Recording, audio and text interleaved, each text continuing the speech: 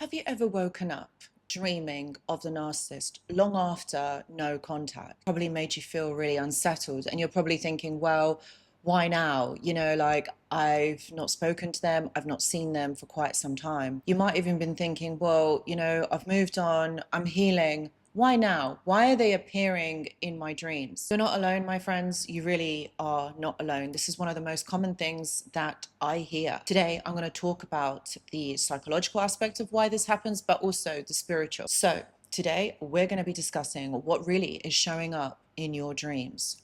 Watch this video. Hello, my friends, and welcome back. I hope that you're all doing really well. So I've been called to make this video. This has been on my mind for a really long time.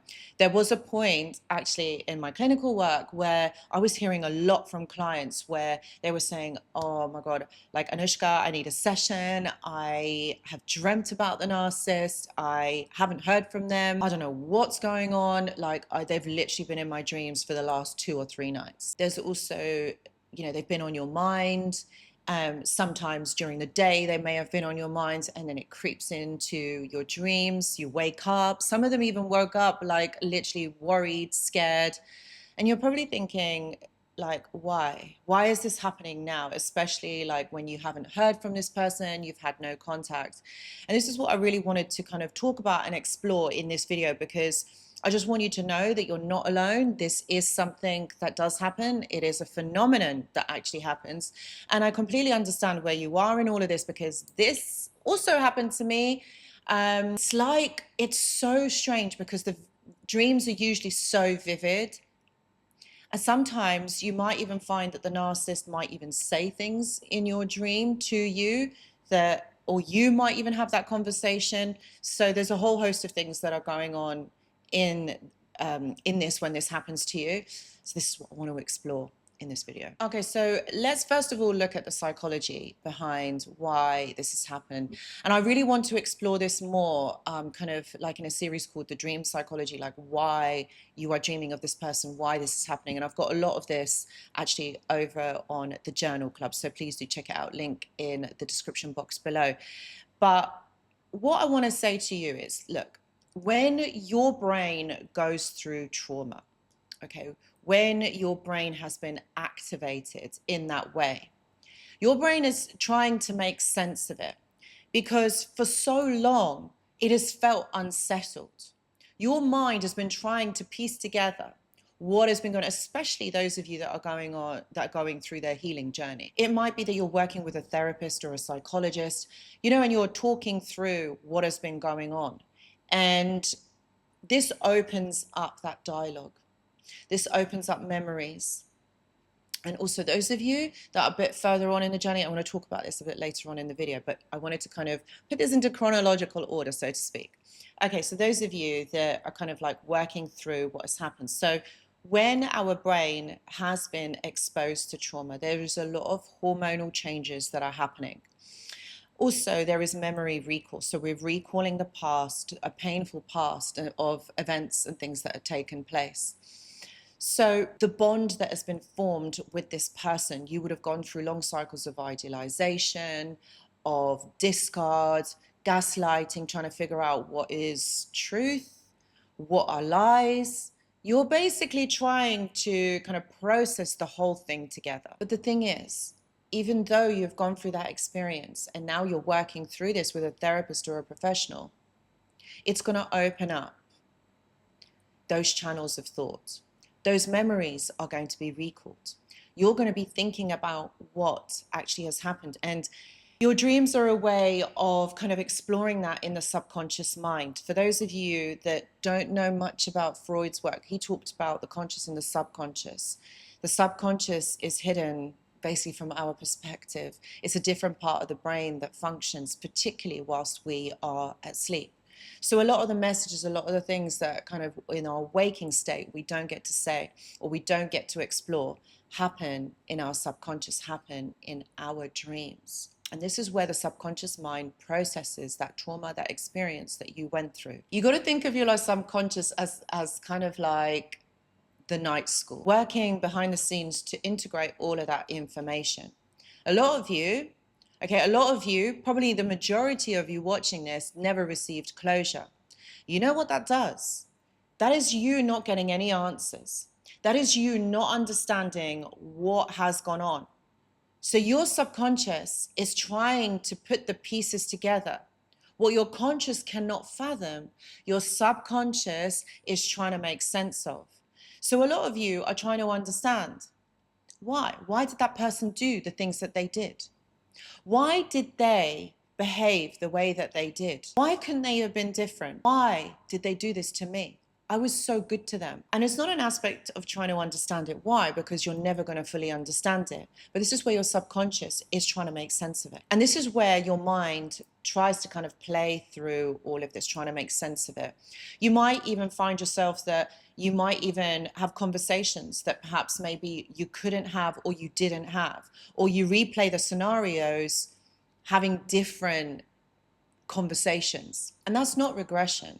This is part of the healing journey, my friends. This is part of it. And this is what will happen.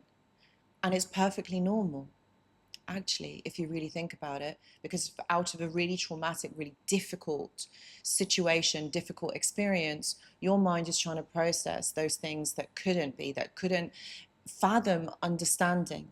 And that's why this happens. That's why in your subconscious, this is what you experience. It happens, it bleeds into your dreams. Now let's look at this through a spiritual lens. Every relationship that you have ever been in, regardless whether it's the narcissistic one or whether it's a healthy one, it creates an energetic imprint. So you create these cords with this person. And energy is passed down these cords, especially someone who you spend a lot of time with, someone who you sleep next to, someone who you are intimate with. Someone that creates that bond, regardless whether it's a trauma bond or not, it's a bond. When you're with a narcissist, it wasn't just psychological, it wasn't just emotional, it's also spiritual. And so your dreams are passing down the energy. Perhaps maybe these are conversations that maybe the narcissist wanted to have with you, but they can't because of their defense mechanism, because of their ego, because they are narcissistic. They cannot express this type of emotion because of the blocks, because of the defense mechanisms that are in place.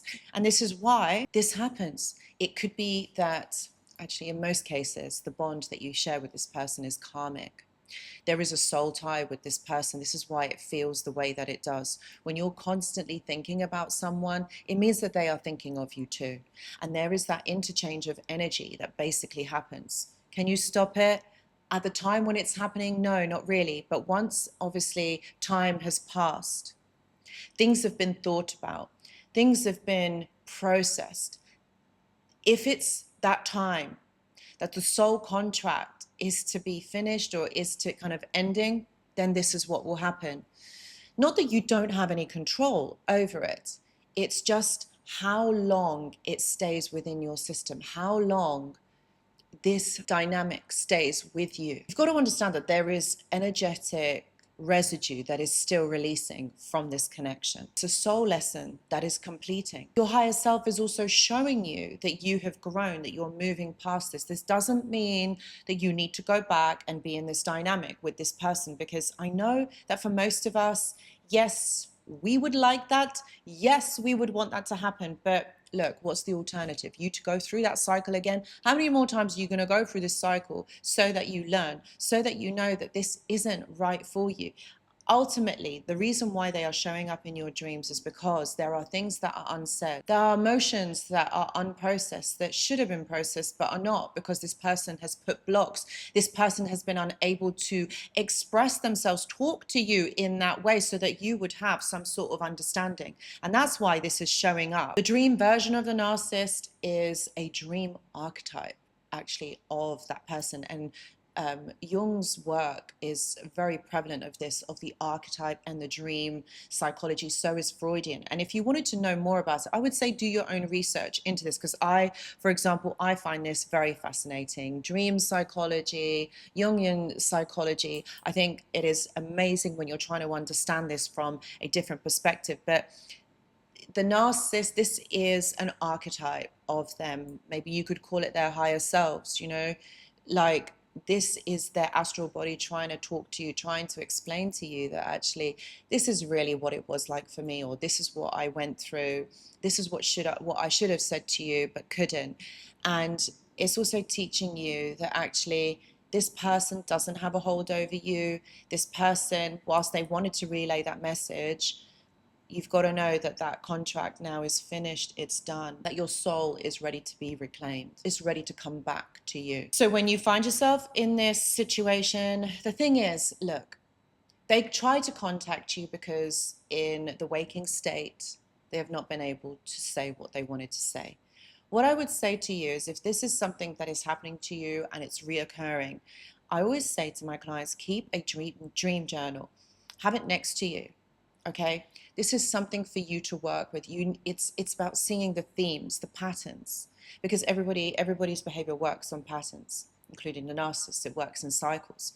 So have a journal. Don't overanalyze it. Just write down the dreams. See what really is going on and write about it. Explore it. Maybe this is something that you could kind of talk about with your therapist, with your counselor or your psychologist, like what really is going on. And a good counselor, psychologist, therapist will want to explore dream work with you because it's part of your healing. Another aspect of this is if you find that these dreams are repeating, I would say this is about you reclaiming your sovereignty. Okay, it's okay to have the dreams once or twice, to kind of explore them, to understand them. But the thing is, when this keeps happening all the time, it is going to drain your energy. It doesn't mean that, yeah, you're allowing this person to disturb your dreams, because that's where a lot of the processing is done. That's where a lot of your healing is actually done as well. So this is about reclaiming your sovereignty and perhaps maybe a cord cutting, maybe also releasing them. If they're on your mind during the day, try and release it. See what they wanted to say, write it down, but release it. It's not up to you to keep wanting to hold on to this, because again, this is disturbing your peace. This is disturbing your day. You don't want to go through your day thinking about them, especially if you've moved on, especially if you're working through stuff. And that's what I mean by reclaiming your sovereignty. You've got control over this. This is your life. This is about what you want. So look, my friends, dreams about narcissists aren't setbacks, okay? They are your way of seeing, understanding where this whole thing is at, but it's also about you reclaiming yourself. This is to do the deeper inner shadow work. This is about your soul, your subconscious, recognizing what has happened, why it's happened, and to understand that you're stepping into a new level of freedom, okay? Because this is all done in stages. So you're moving to the next stage. You're moving to the next point in your healing journey. Don't be afraid of your dreams. Do not be afraid of your dreams, because they are a great way of kind of gauging where you are in all of this. So my friends, I really hope that this video has made sense. And if you want to look at your dreams a little bit closer of what they mean, please know that I do offer one-to-one consultations. Please see the description box for more details. If you have liked this video, please do give it a thumbs up, or why don't you forward it to someone who probably would benefit from this, who think that you might be able to help them. And if you haven't already, please do press that subscribe button. Until next time, thank you so much for watching this video. Honor your healing and keep moving forward. See you in the next video. Goodbye.